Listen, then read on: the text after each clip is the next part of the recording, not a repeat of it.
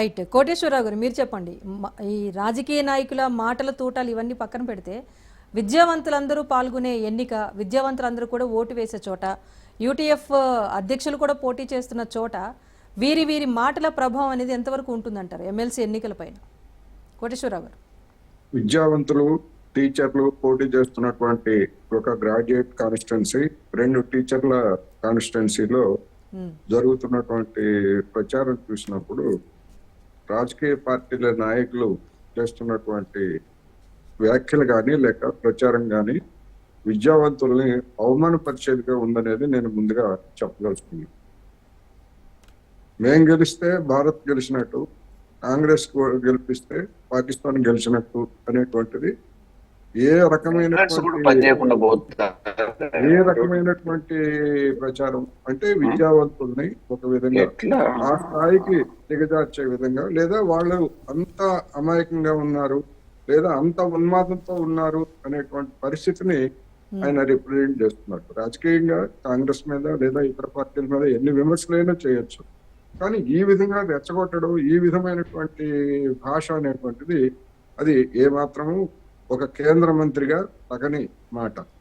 ఆయన ఇప్పుడు బండి సంజయ్ గారిని ఎవరో రెచ్చగొట్టక్కర్లే, ఆయన ఎప్పుడు రెచ్చిపోతూనే ఉంటారు, ఏదో ఒకటి మాట్లాడుతూనే ఉంటారు.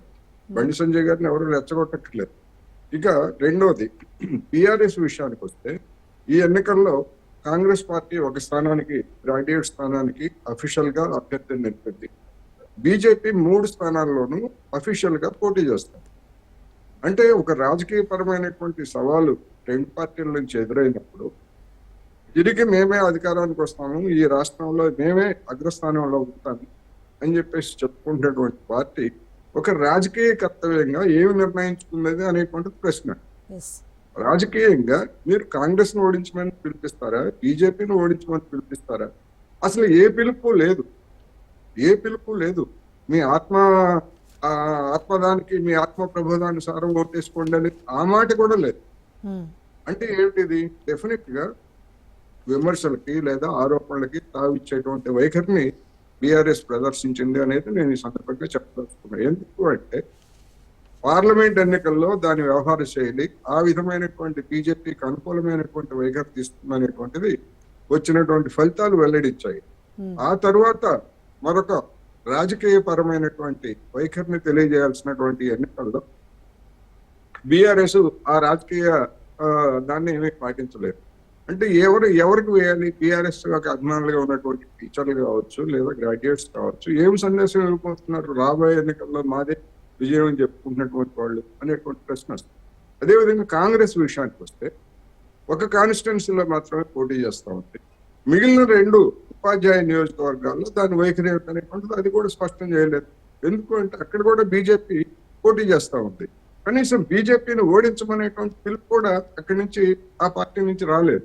అందుకని బీఆర్ఎస్ లేదా బీజేపీ, కాంగ్రెస్ ఈ 3 పార్టీల వ్యవహారం చూసినప్పుడు ఏంటంటే ఎవరి రాజకీయం వాళ్ళు ఆడుతున్నారు అనేటువంటిది స్పష్టంగా కనిపిస్తాం.